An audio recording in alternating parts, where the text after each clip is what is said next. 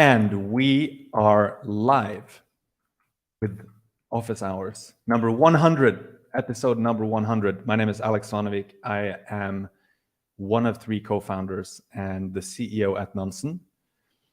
Drop your GMs in the chat, please, and feel free to ask any questions you'd like at any time.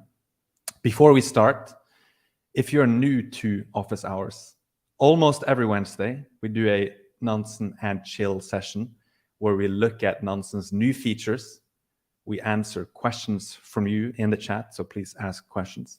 And we drop the occasional alpha leak if you're lucky.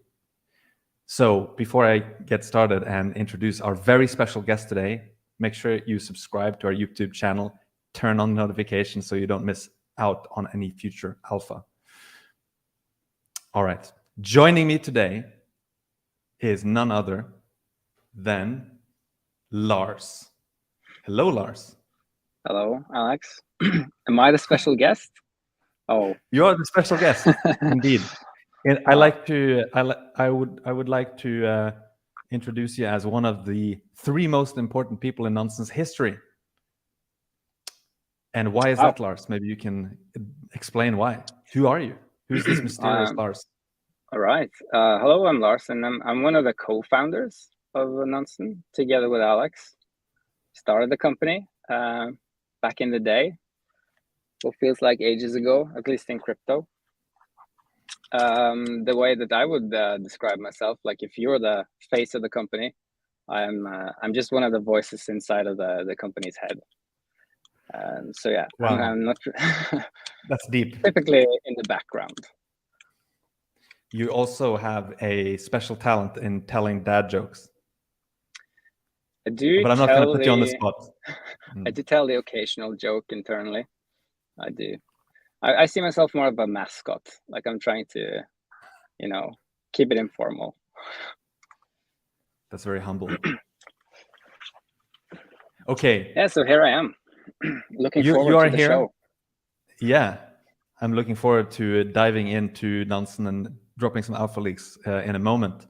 But I think we have to pause here and take a chance to reflect on the fact that this is episode number 100 of Office Hours. It's kind of interesting that you have actually never joined before, but I think you've watched a couple of the episodes, or? A couple, sure. A couple. I could join, I see myself joining every 100. Yeah. Every 100. Yeah. We should also mention that we have a 3rd co-founder who's called Evgeny, and he's on holiday now, but maybe I was thinking he could join, maybe 200, episode number 200. So we can change things up. So we'll see you again in maybe episode 300. That's like next time you're going to be on Office Hours. Awesome.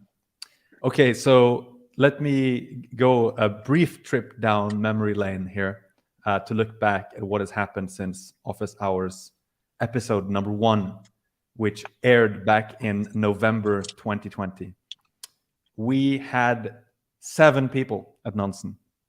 Do you know how many people we have today, Lars? Ooh, I think is it around 150? 150, that's right. So in 2 years, we've gone from 7 people at Nansen to 150 people who are working to surface the signal and create the winners in the future of finance. So that's a pretty big jump, actually, and we're very grateful to have all these amazing people on the team. We've also grown our user base even more, actually, in relative terms. I'm not sure I should say the exact numbers, but basically we had just over about 1,000 registered users 2 years ago when we launched with Office Hours episode number 1.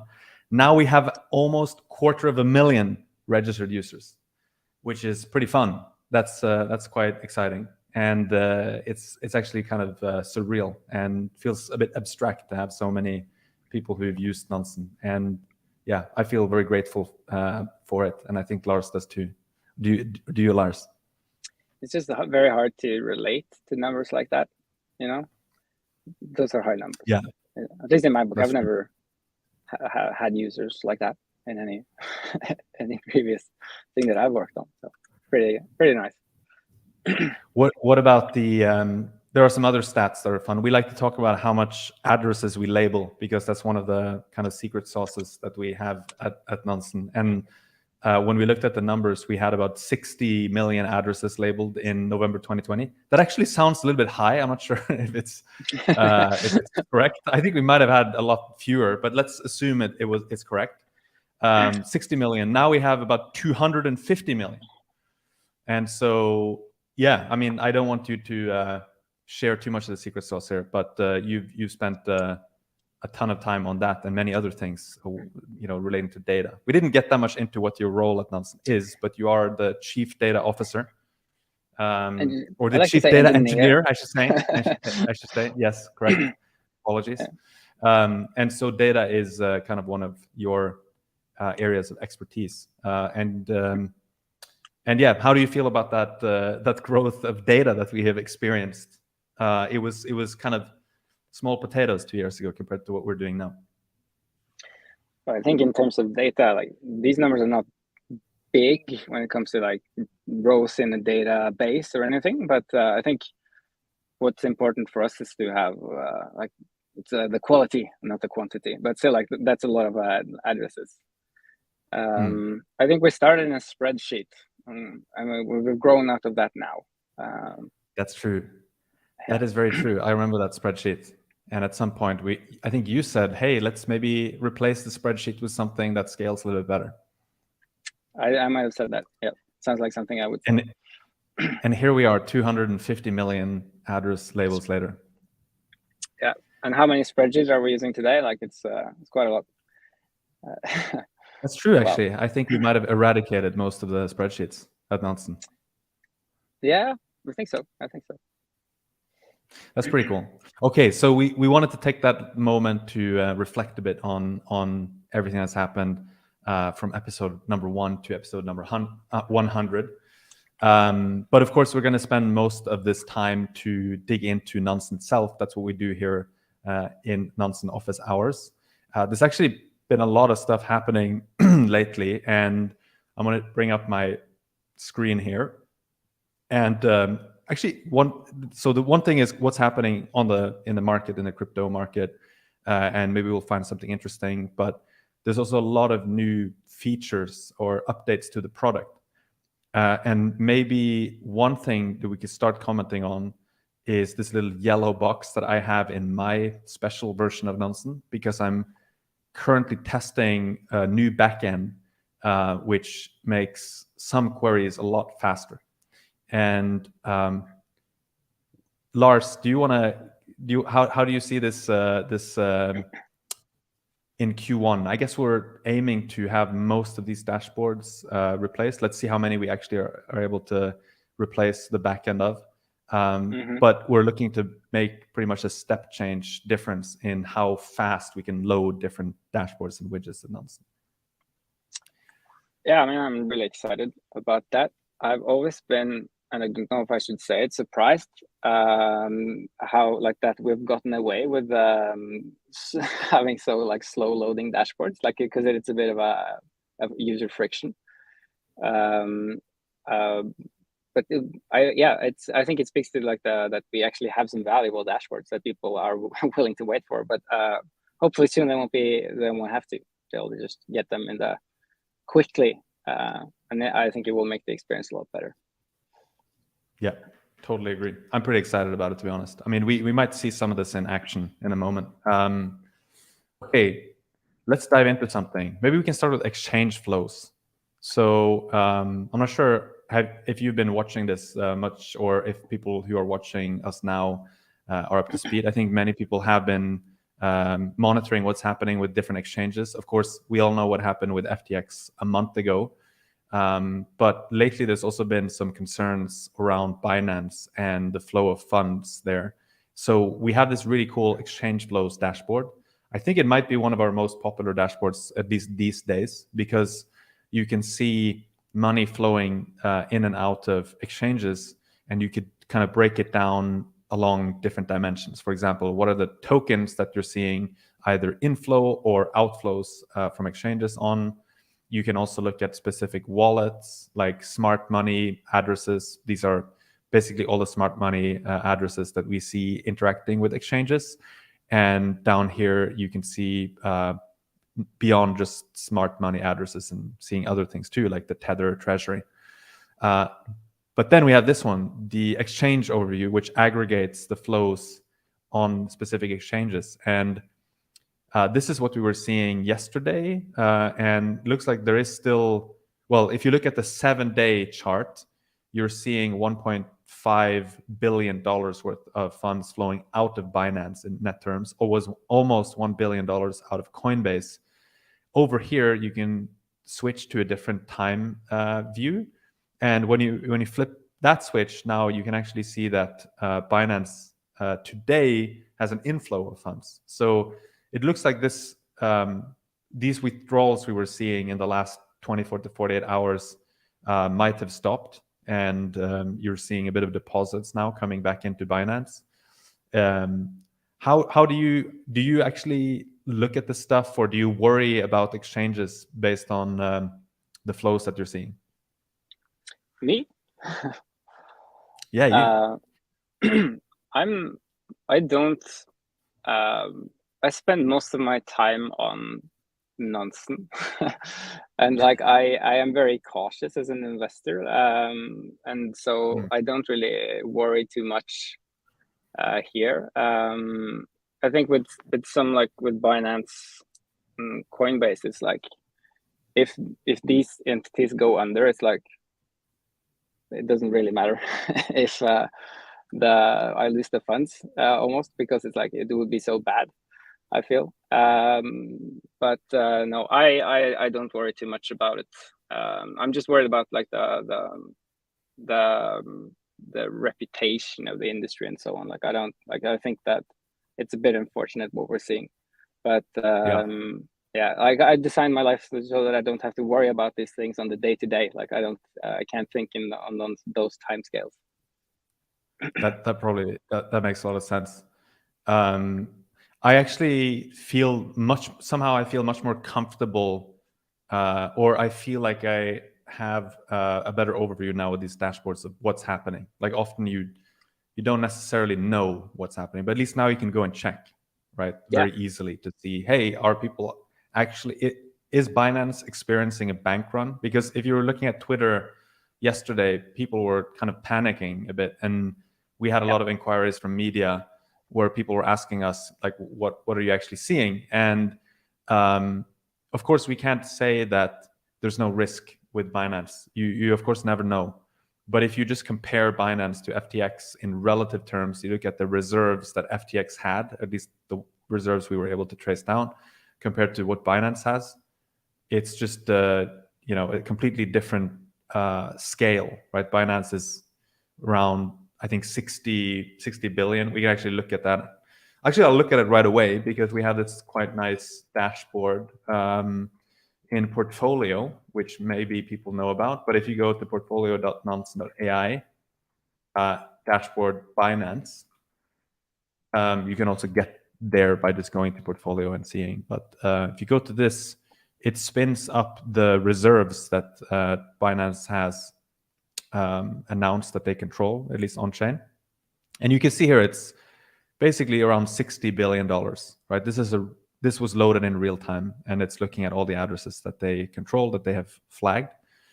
And so if you're seeing $2, $3, even $5, $6 billion, that's a lot of money, but it's still a relatively small. I mean, it's a relatively small portion of all their assets. Now, if we go back to FTX a month ago, from memory, I think we were looking at something like $4 or $5 billion at most that they were holding, and of course, a lot of that was FTT. And so when people started withdrawing, say $3 billion, that's a problem, right?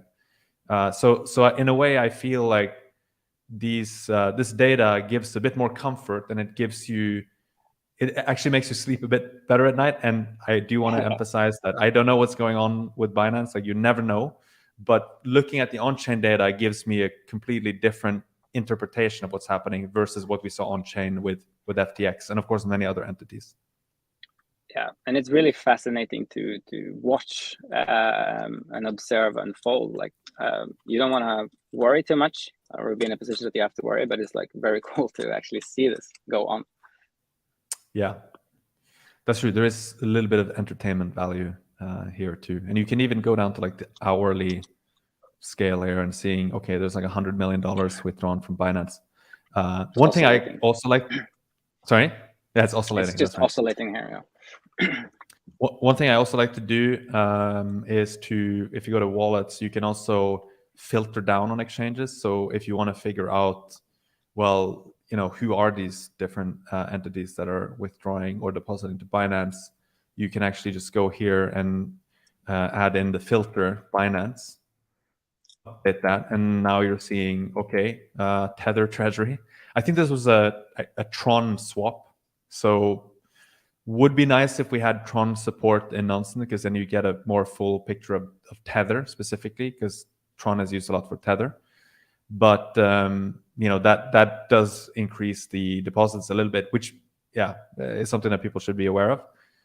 If you flip it around, we see a DEX trader who withdrew $100 million worth of BUSD here. So you can actually drill down on this quite a bit as well if you know how to. I mean, it's not super obvious that you have to go from exchanges to wallets, then scroll down and filter. But once you know, oh, here's an interesting one. Justin Sun, $20 million withdrawn from Binance. Wasn't he like talking about how he was depositing to Binance the other day? I saw that.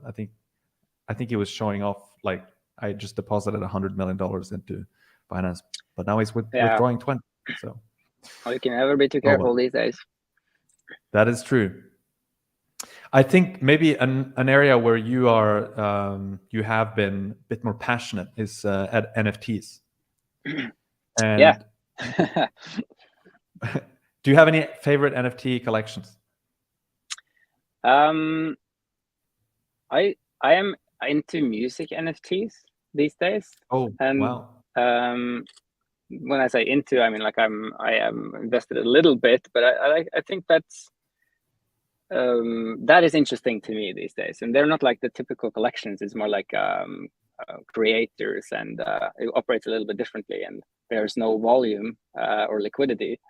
So yeah, but I have some, like I like the Wizards, the Forgotten Runes ones. I think that's pretty cool. Okay. How are they doing actually? Let's find out. I always get confused because I try to punch Wizards, but it's actually something like Forgotten. Yeah. So it's this one, right? Wizards Cult, Forgotten Runes, Wizard Cult.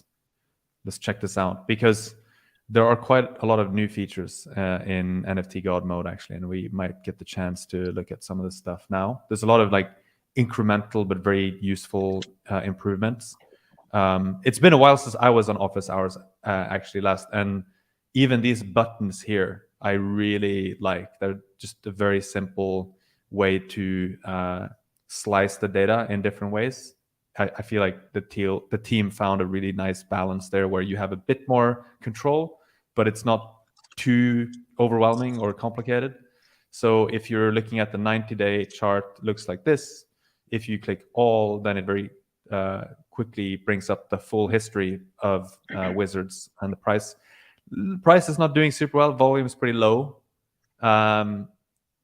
Is it time for a Wizards revival here, or well, yeah, who knows? They have a lot of related collections and so on, and it seems like there's things brewing there constantly. But yeah, I think that's like the normal though for these days, that it's a bit calmer in the NFT land, and perfect time to contemplate stuff like music NFTs, you know, where there's like, we never had that peak, and the future could be bright. I don't know. You know, we should look at music NFTs. Do you have any names of any, or have you ever looked at them in Nansen? Like, I don't know of any, actually. I would like to learn more about music NFTs, but I don't know much. Any names of collections? Sorry. You have a couple of services, like Catalog, which is a platform for one-of-one music NFTs. And so they have their own contract. I think so, but I'm not sure if it makes sense to really analyze it as a collection. So this will you'll have different artists on here deploying on this contract. And there won't really be traits. You know, a trait could be the artist or the name of the song, but it's not a collection in that sense. So I don't know if the stats will make much sense. But they're interesting. Another is Sound XYZ. They have one contract per artist. I think there used to be one per song. So very limited supply. So you could go like a sound. Oshi is like I think one of the first artists. So I don't know if you can find it sound.xyz. If you type that, will that pop up?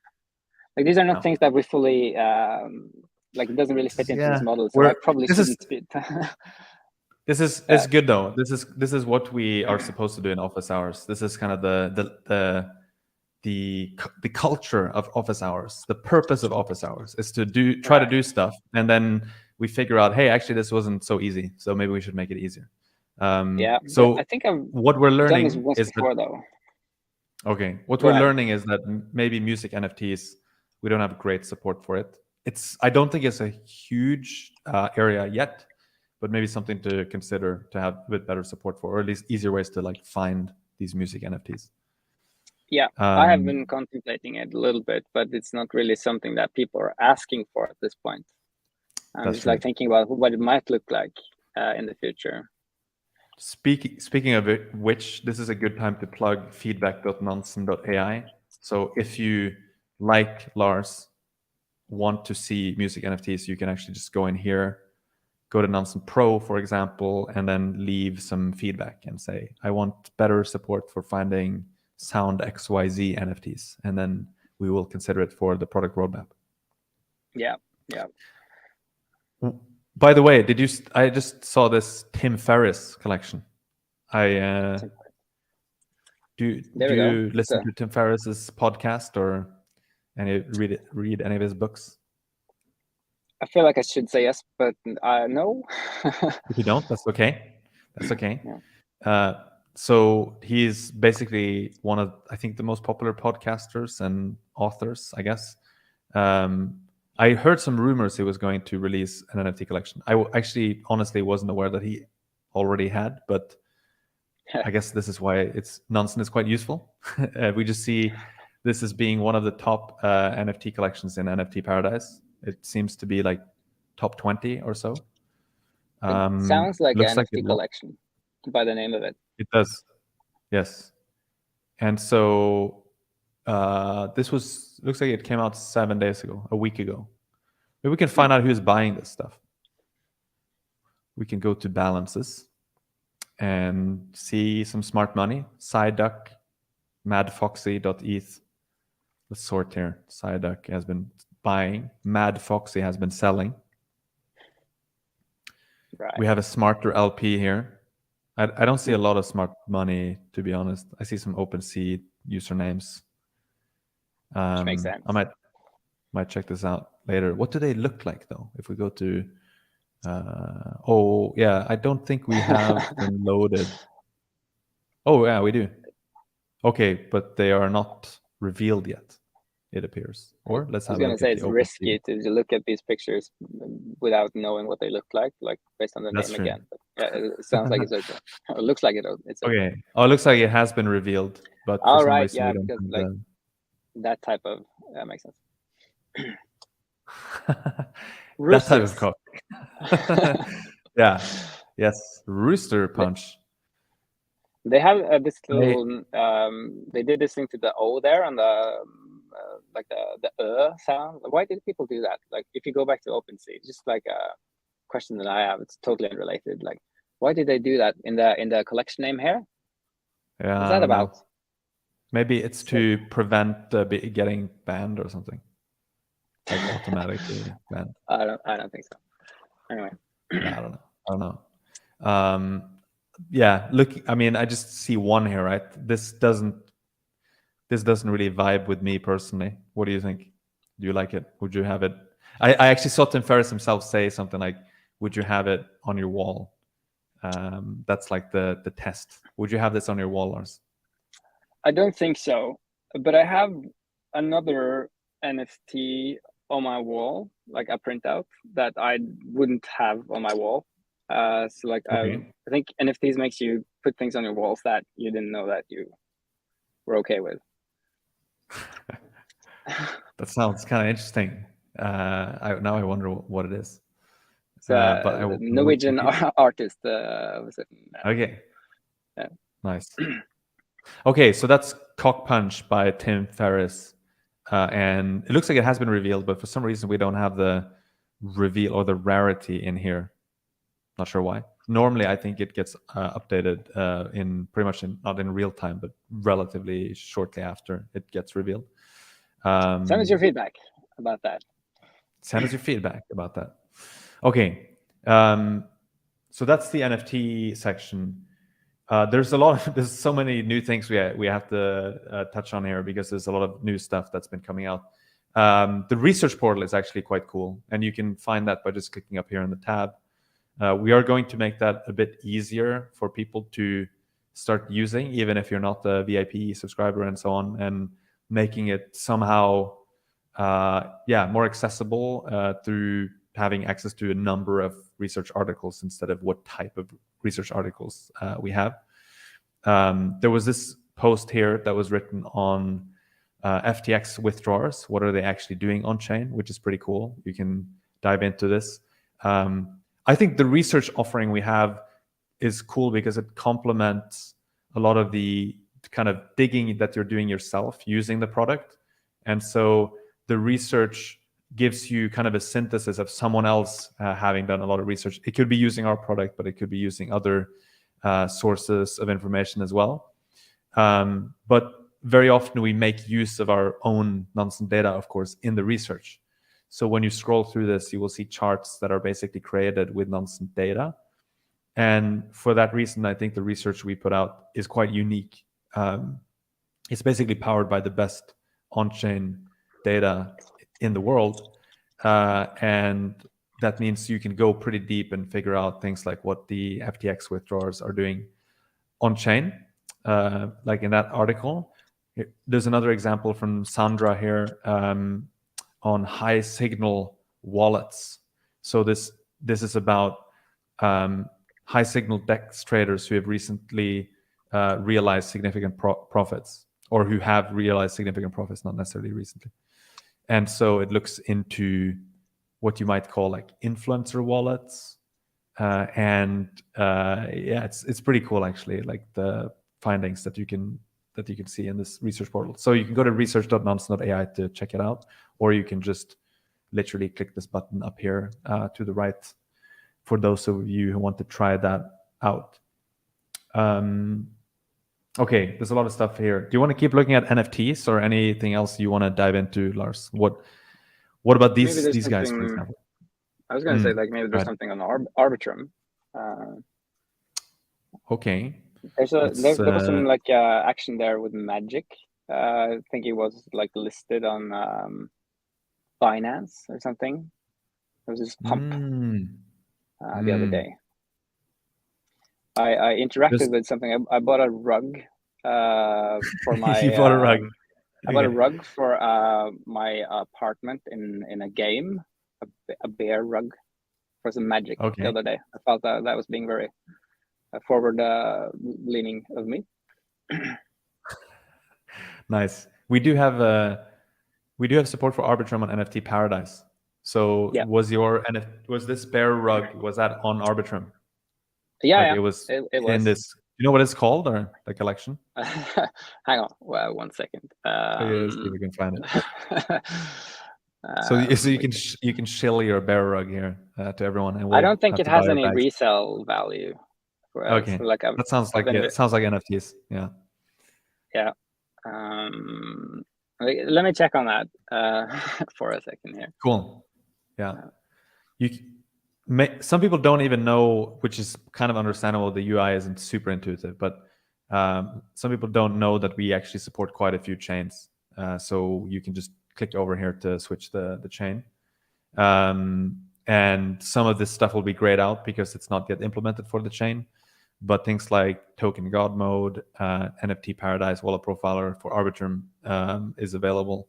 Another way to look at the Arbitrum ecosystem, or rather the macro on Arbitrum, would be to look at this here under macro.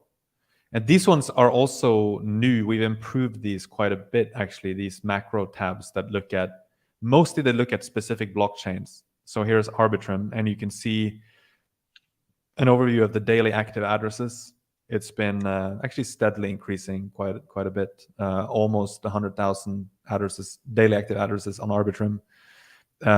Transactions going up, but the USD gas fees are still below $25,000 per day in total. And you can see some of the entities here. Center, by the way, refers to USDC. And then Galaxy, Uniswap, SushiSwap, GMX. But you can look at things like how many smart contracts are being deployed. You can look at the gas tracker, which looks at actually the gas price.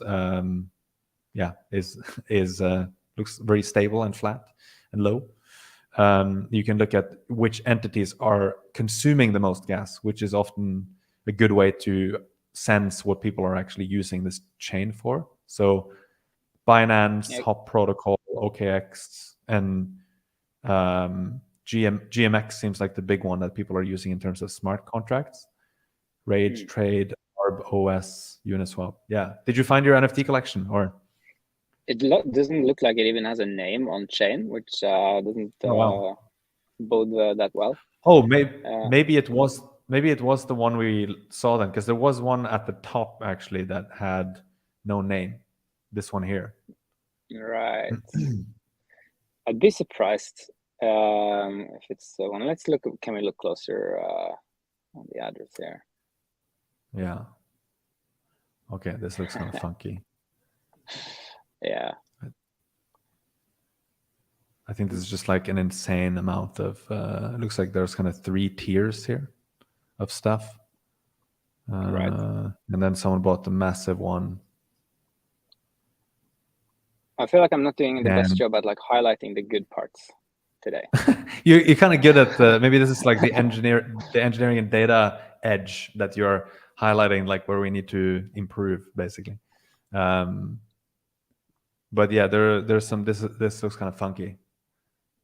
Something we should look into. Okay, so it's probably not your bear rug collection. No. But it was interesting. I think like the marketplace for the items was like on Arbitrum, and then you would have to load the item into the game, so to use it in the game. And it's like it works as this in-game currency that cuts across different games. It's kind of interesting. I like wonder how that will actually work in practice when we get mainstream adoption for that. It's very interesting to think about.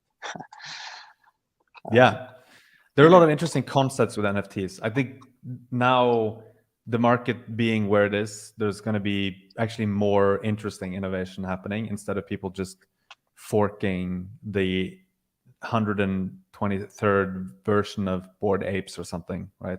Yeah. So people will actually, I think the builders are now less distracted from all this flipping and forking, and some of the more interesting things will come out. Like last cycle in 2018-19 is when we had Uniswap be created and Compound and Aave. Well, Aave came shortly after the ICO boom, I guess, in 2017 as ETH Lend.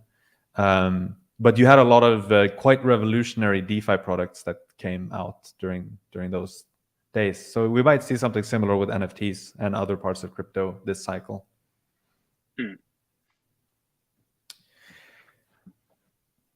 Let me see what else we should look at here. I have also a note on fresh wallets. Yeah. Maybe this is something we should look at. Let's take a look at fresh wallets. Fresh wallets. Sometimes people create fresh wallets to hide their activity or for other reasons. This dashboard shows recently created wallets with high token volume activity. Use filters to adjust wallet age and turn on-off views for stablecoins and centralized exchanges. This is pretty interesting, actually. I have to admit, this is one I've had on my list to explore for a long time. So now we're kind of user testing this on air. So here we have fresh wallets in the last 15 days, 15 days age. So wallets that are created in the last 15 days. And we can choose to filter out stable coins to show them or not show them. Right now we're showing them. And we can also choose to show or not show centralized exchange addresses. We can also change the wallet age, 24 hours, 7 days, and 15 days. And the reason this is useful is basically because sometimes people do interesting things with new wallets, right? They try to almost like stay under the radar by creating new wallets. And so this is a way that you can look at what these fresh wallets are doing. 21,000 fresh wallets that have been, I guess, holding SHIB tokens or receiving SHIB tokens since they're fresh. And then you think of a reason why? For SHIB? Yeah. For SHIB specifically, it could be, I don't know, people withdrawing. Okay, there are a few different things. Like if you're sending to a new exchange, then you would spin up a new deposit address to send it. And in fact, we could test that hypothesis by just removing centralized exchanges here and seeing if that changes. It looks like it doesn't. So I think that hypothesis, maybe we could disqualify or disprove. Sometimes I guess some tokens just want to like do airdrops, or they want to basically juice the numbers of how many addresses are actually holding their token. I don't know if that's happening with SHIB. And then Sol, these are the token which has been sent to fresh wallets with the most volume, not counting stablecoins. You can click through here and get a list of the fresh wallets, it turns out. Let's have a look. We have fresh wallets for token. It looks like this is mostly one individual address. So we can keep clicking down and seeing, oh, I think maybe this should have been like a top depositor for token. Now we're just getting the wallet profiler. Okay. Damn, we're surfacing a lot of good stuff here. And you can also see funders. Oh, wait. I have to show a feature. This reminded me. This is a feature I've been wanting for a long time, and we finally have it. It's very minor, but it's quite nice. Okay, I'll click on one of these guys to just show it because it's in Wallet Profiler. If you go to Wallet Profiler, now when you scroll down to related wallets, we include a link to the address that first sent ETH to this wallet, which is a very minor and simple thing. But when you are doing a bit of sleuthing and investigations, it can be very useful to know this. And so this Bybit wallet, which is a main wallet, was first funded by this DexTrader wallet, which very likely is also a Bybit-owned wallet, I would imagine. I mean, it could also be just the first customer that happened to deposit. Because I've seen that happen when exchanges switch main wallets, that they just switch on the new one, and then they don't really reveal who funded it. That's curious. Yeah, maybe. It's interesting that the DexTrader itself was funded by a Tornado Cash withdrawer. Which was, of course, itself first funded by the Tornado Cash pool. Anyway, so you can like jump through this quite nicely. This might be a good time to show how fast the new backend is. Like this, we might get a demo effect here as well. But if I click counterparties, boom, that's how fast it was. That was loaded in real time. This is not a cached version. Boom, that's how fast it is. This is pretty fun, actually. And you can see there's ETH going from. Be. Yeah, that's true. You're right, actually. I think your comment earlier on was very good. That it's almost surprising that people have managed to like put up with how slow some of the dashboards are. But so I'm an engineer, right? Like this is sort of where I put my pride, and I haven't been very proud of the loading times. Maybe I'm too hard on myself. Like that is a feedback that I do receive sometimes. You often are. Yes. Yeah, I think that. But now we're fixing it. So this is how we're testing it internally first. Damn, so fast. Love it. And the cool thing is when you're doing the sleuthing, like the investigations, let's say, it's actually quite important that things load fast because you have a train of thought. And so you want to be able to click through things fast. So it's a bit annoying when it takes too long to load. And here you can just, look at this stuff. It's beautiful. I love it. It's working super nicely. And of course, we're just testing it here in Wallet Profiler. I've had this new data storage opt-in toggle in my account. But actually, maybe that's something we should start doing with users too, so that they can just do that themselves. Or maybe you can. I actually don't know. I should know this. I don't think. But in Q1, we have an ambitious goal to basically use this new backend for like most of the stuff that you would be using day to day. Okay, but I had to show this first ETH funder because I just find it very useful. The way we used to have to do this was like click on the address, open Etherscan, scroll to the last page, scroll down. Oh, that's where the first ETH came from. And now you just see it there, right? It's very easy. And you can't always do that on Etherscan if there's a huge amount of transactions that will actually limit the number of results, and you won't be able to find it.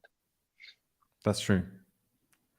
By the way, the related wallets table, it has more information than just first ETH funder, right? It has, for example, who deployed this is a smart contract, the 0.1 ETH Tornado Cash pool. It was deployed by the address that receives donations for Tornado Cash. Not so surprising. And so you can see other types of relations too, not just who funded something. Let me check if we have any questions. We have a lot of GMs in the chat. Love it. Oh, there's a question here. Will Nansen include price of NFT from Blur soon? When we say price of NFT, what do we mean by that? Listing price. Oh, okay. Of course, that makes sense. Yeah, that's a great. This is something you should put in feedback.nansen.ai, and if it's already there, you should upvote it. I'm not 100% sure if that's on the roadmap. We do have Blur data added, but I don't think we have the listings. If you, for example, look at one of these NFT collections, I'll go back here for a moment, and I will pick one of these. Let's say Azuki here, and we can go to the listings page, which I actually really like, and it's going to be super nice when this is fast because it's still loading here, a little bit slow. These listings are, as far as I know, all on OpenSea. So I guess the question is, can we get Blur listings in here? Right. I know that we've done some work to prepare for something like that, to have listings from multiple marketplaces, but I don't know exactly when that might hit the dashboards. Yep. I think we do have, if we look at, let me bring up the trends and indexes for NFTs. I think we do have a breakdown here. Yeah, here we go. Blur. Yeah, you can see it at the very end there. This is showing about a year's amount of, it's actually a little bit more than a year of data. And you can see Blur has increased a little bit here towards the end. So we do have the trading data, but we just don't have the listings. I'm pretty sure what we're seeing here is the volume from the Blur contract itself, like when they're acting as the marketplace, but they might still be aggregator for some of the other volume here. There are like two views you can have. Like with Gem, right? They're the aggregator, so you you need a different view for that. And I think we're actually working on that view. Okay, that's cool. So if you ask Blur, they will have much bigger volumes than this. Okay, yeah, that makes sense. Yeah, because if they route stuff to the different marketplaces, yeah, it will just be attributed to the different marketplaces with this view. Makes sense. Yeah, we're used to that from DEX trades and like the 1 inch and so on. There was also another observation that was listed in my notes about ApeCoin, which has had some attention recently around staking, and could be worth looking at the exchanges tab here, because there's some new stuff Lots here. of outflow. Wow, look at this. Lots of outflow from Binance. Wow. And this is, here we're seeing this is from beginning of December. It seems to have started dropping quite a lot. But it's somewhat stabilized in the last 7 days. You have some of these macro metrics here, like 31 million tokens on exchanges. That's 3% of the total supply. You have a net flow of 840,000 tokens. And then you have, what is this, Max? The highest value deposit made to any centralized exchange in the last 24 days. So token God mode has been beefed up quite a bit, and it's been restructured a little bit to transactions here on the first page. We have liquidity pools here now, which is quite nice. It feels a bit more holistic, like we're looking at a more holistic view, which ranks liquidity pools by TVL. Mostly it's Uniswap pools that are popular. And you can see liquidity. That's pretty cool. How much liquidity is available on DEXs for the selected token. So mostly there are pairs against ETH, but there's also against Primate, which I actually don't know. Have you heard about that? Primate. No, but I guess it's another word for ape, right? That is true. I don't know if it's like related to apes somehow. But yeah, anyway, that's something we could look at later. So yeah, Token God mode does have quite a few updates. Like it has this new and better exchanges tab, which is cool, and it has fresh wallets for token, as well as the top exchange depositors and withdrawers. So there's an MEV bot that's been withdrawing from exchanges. Guessing that's maybe pulling liquidity or something, or making trades on Uniswap, and a few other like ENS names and so on here. So yeah, this is something that people can play around with. What else do we have? Let's see if there's questions in the chat.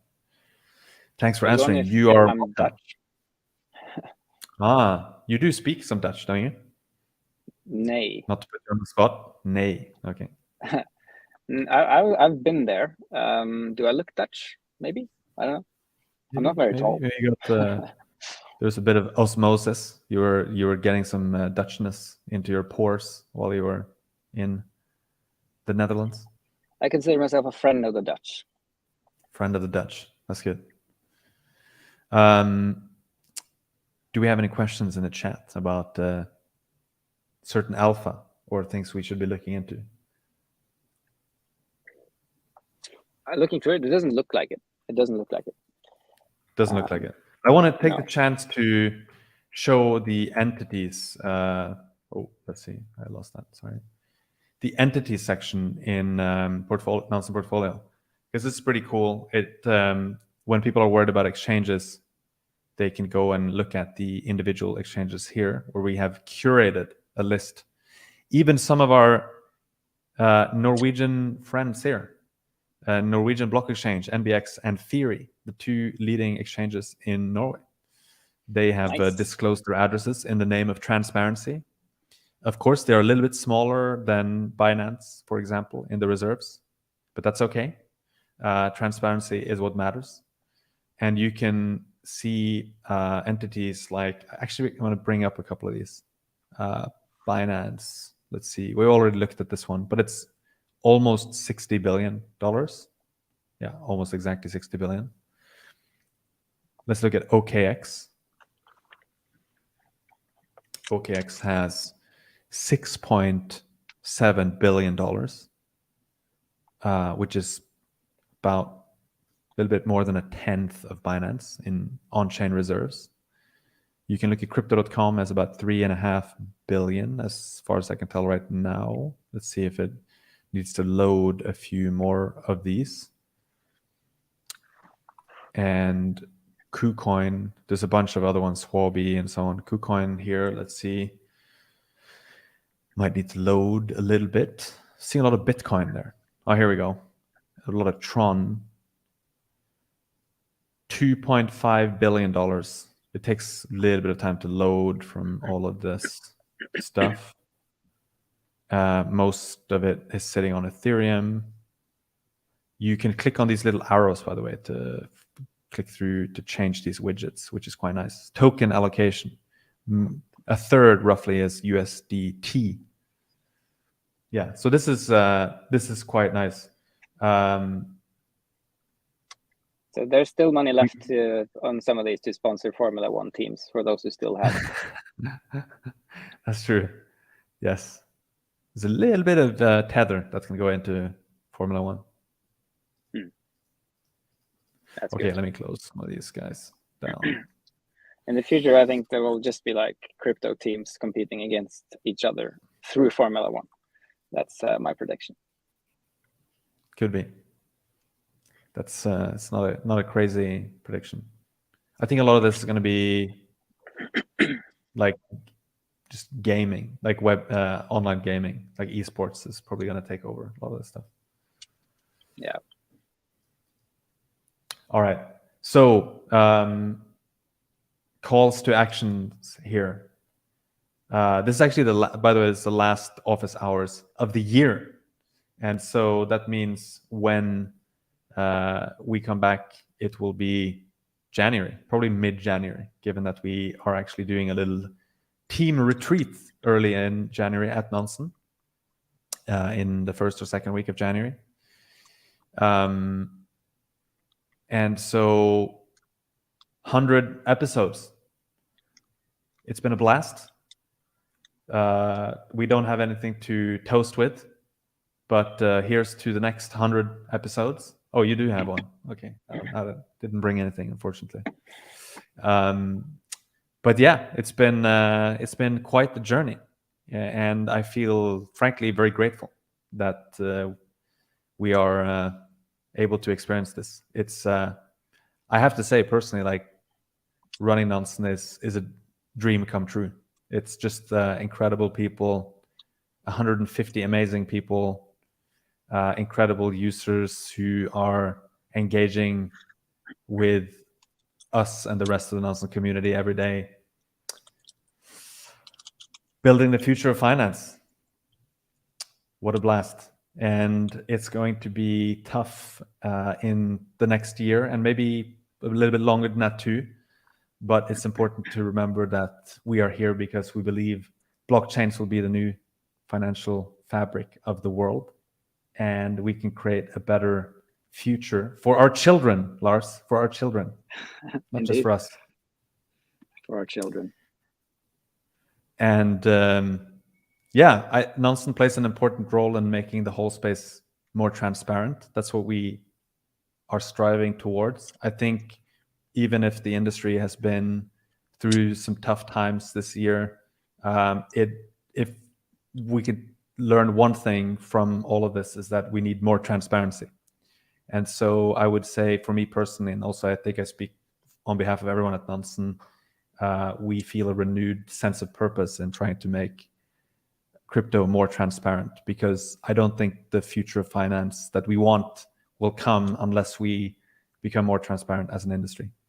So with that, we will conclude office hours number 100.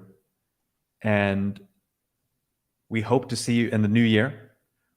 Do visit nansen.ai to try out our product if you haven't done that already. You should remember to subscribe to our YouTube channel, please. And you can like this video too if you want to. You don't have to, but subscribing is a good idea.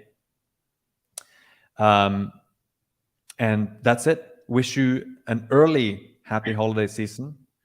And Lars and I will see you in 2023. Thank you very much, everyone, for joining. Thanks Lars, everyone, for joining as well. Thanks for having me. What an honor. Take care. Bye for now. Bye for now.